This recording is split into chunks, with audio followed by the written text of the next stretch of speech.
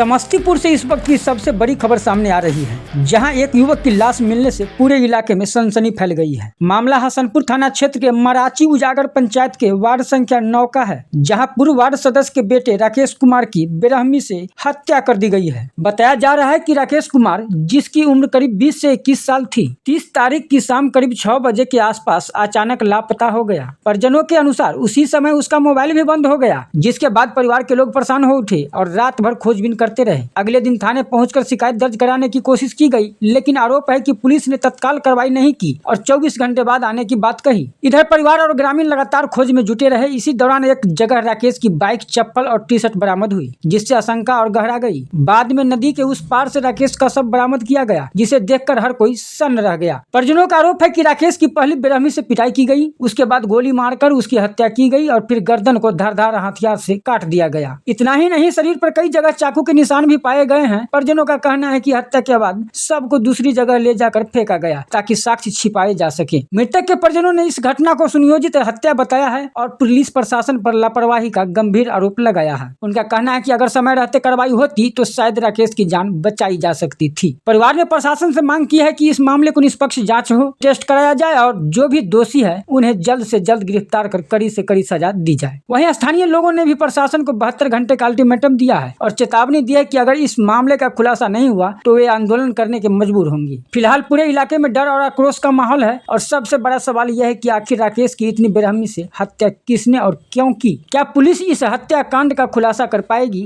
या फिर यह मामला भी फाइलों में दबकर रह जाएगा? आइए सुनाते हैं कुछ ग्रामीणों का बयान। ये हमें पता लगा जो परसों को 6 बजे के आसपास इसका मोबाइल बंद हो गया है, तब सब जो है खोजने की कोशिश किया, तब परेशान हुए। तो फिर दूसरे दिन के थाने में गए तो रिपोर्ट दिए, बोले 24 घंटा होगा फिर जाकर रिपोर्ट लेंगे।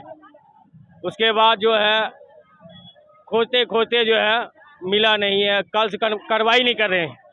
जो यहाँ के पदाधिकारी हैं, पुलिस वाले हैं, जो पुलिस अफसर हैं, चौकी अफसर जो है, वो कोई इतना एक्शन नहीं ले रहे हैं हमारे।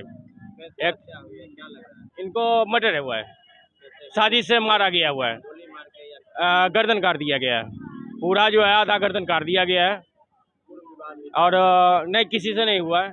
और पहले इसको पीटा गया बढ़िया से, अच्छी तरह पीटा गया। उसके बाद जो है गर्दन काट के, जिधर गर्दन काटा वहाँ से ले जाके दूसरी साइड कहीं और जाकर फेंका है। फिर जाकर आज हमें 11:30 बजे मेरे को डेड बॉडी मिला है, खोजते खोजते। क्या आप मांग करते हैं प्रशासन से? यही मांग करते हैं जो इनका डीएनए टेस्ट होगा, जो उसका गमछा है डीएनए टेस्ट होगा। डीएनए टेस्ट के जो उसका जो है जो मर्डर किया है वो सारे अंदर होगा, या फिर उसको पकड़ के हमें दे दे, हम भी उसका गर्दन काट देंगे। क्या नाम था राकेश। कितना उम्र होगा? इसका कोई 20 साल आसपास होगा। क्या नाम है? मेरा गोविंद कुमार गुप्ता हुआ, मेरा मुझसे भाई है। घटी है, बहुत ही दुर्भाग्यपूर्ण है। एक नौजवान की हत्या किस तरह से हुआ, लेकिन डेड बॉडी मिला है, यह बहुत दुर्भाग्यपूर्ण बात है। और प्रशासन से हम अपील करते हैं कि 72 घंटा के अंदर उद्भेदन करके अपराधियों को पकड़कर शिकंजा में बंद करके और कड़ी से कड़ी सजा दिलवाने में क्या कहता है, जो भी कार्रवाई हो करें। और अभी जो हमारे लोग, जो निश्चित रूप से कोई घटना घटती है तो बहुत सारे लोग उत्तेजित हो जाते हैं, लेकिन हम प्रबुद्ध लोगों से और उस परिवार के सभी लोगों से आग्रह करते हैं कि डेड बॉडी को उठा करके पोस्टमार्टम में जाने दें और पोस्टमार्टम हो जाने के बाद 72 घंटा के अंदर यदि नहीं कोई कार्रवाई होती है तो निश्चित रूप से हम लोग आंदोलन करने का प्रयास करेंगे और आंदोलन करके क्या कहता है जो भी होगा कार्रवाई करेंगे।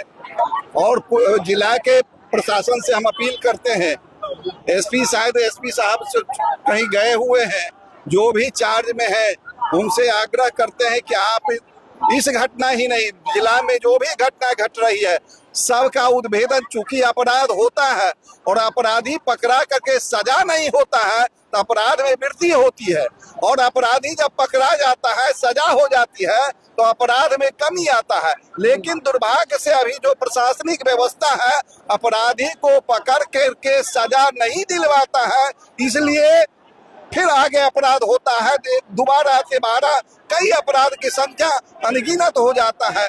और जब अपराधी को पकड़ा जाता है, अपराधी को सजा मिलता है, तो अपराध में कमी होती है।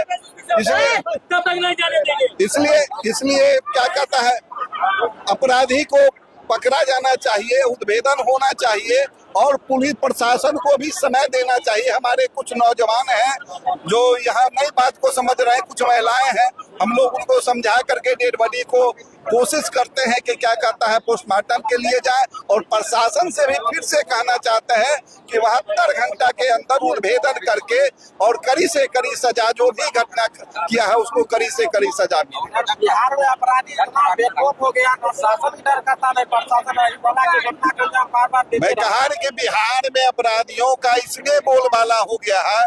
प्रथम तो जो शराबबंदी है उसके आड़ में जो क्या कहता है शराबों का कारोबार चलता है, उससे अपराध बहुत ज्यादा बढ़ रहा है।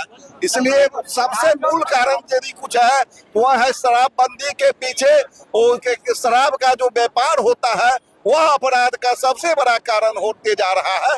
और हर जगह पुलिस प्रशासन उसी में लगा रहता है, चूंकि पुलिस प्रशासन को भी बहुत बड़ा आमदनी का जरिया होता है शराब माफिया। इसलिए प्रशासनिक तौर पर जो भी कुछ हो रहा है ठीक से प्रशासन अपना काम नहीं करती है। पुलिस किसी भी घटना का आज हंगामा है, कल हंगामा मिट जाएगा, उद्भेदन नहीं करेगी तो निश्चित रूप से दूसरा घटना घटेगी। और यदि यह उद्भेदन हो जाता है, सही अपराधी पकड़ा जाता है, तो फिर तीसरी घटना नहीं घटेगी। यही कारण है कि बिहार में आज जो अपराधी और क्या कहता है उन्मुक्त हो गया है, साफ भय मुक्त हो गया है। यह कारण है कि अपराधी को अपराधी का सजा, अपराध का सजा नहीं मिल पाता है, इसलिए घटना दर घटना होती है। और घटना होने का